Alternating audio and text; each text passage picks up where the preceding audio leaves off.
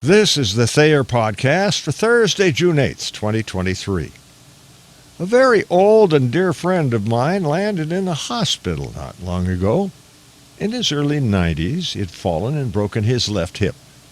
This is a bad deal because many of the elderly who fall and break a hip are dead within a matter of just a few weeks. I lost my mother to unwarranted complications of a broken hip. I can tell you everything was going along just fine until she was checked into a rehab facility for PT, physical therapy. Nobody had anything to say about that healthcare unit, and nothing was said about its quality, much less its physical therapy provisions. Mom had undergone some therapy while she was in the hospital and was a prime candidate for a good recovery when they moved her to the rehab facility. Apparently the PT was fine, but the rest of the care was not. Within 48 hours, she had bed sores, wasn't cognitive, couldn't care for herself, and not had any therapy of any sort. After 3 days, my sister took her home.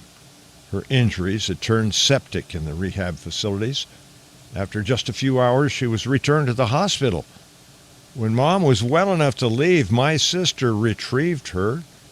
Thankfully, the sepsis was terminal, so she was taken home where hospice took the reins and provided comfort care to help her through the transition. She passed away not long after.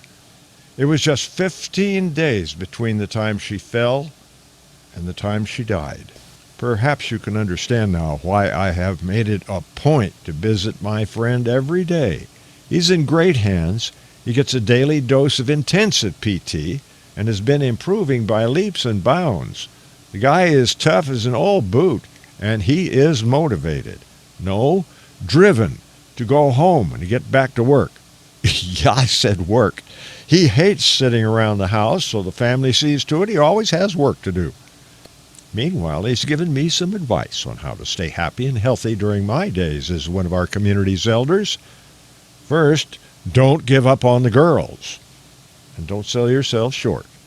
Second, make sure you get plenty of avocados and broccoli. Not only are they wonderful foods, good for your mind as well as your body, but especially good for women.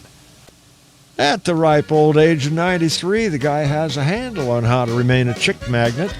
He told me there's no way to go wrong when you're making sure your girls are getting plenty of broccoli and guacamole. Guacamole, guacamole, guacamole, guacamole. We've been making guacamole all night long.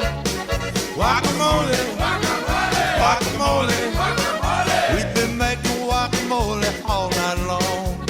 Improvise, adapt, overcome. Semper Fi.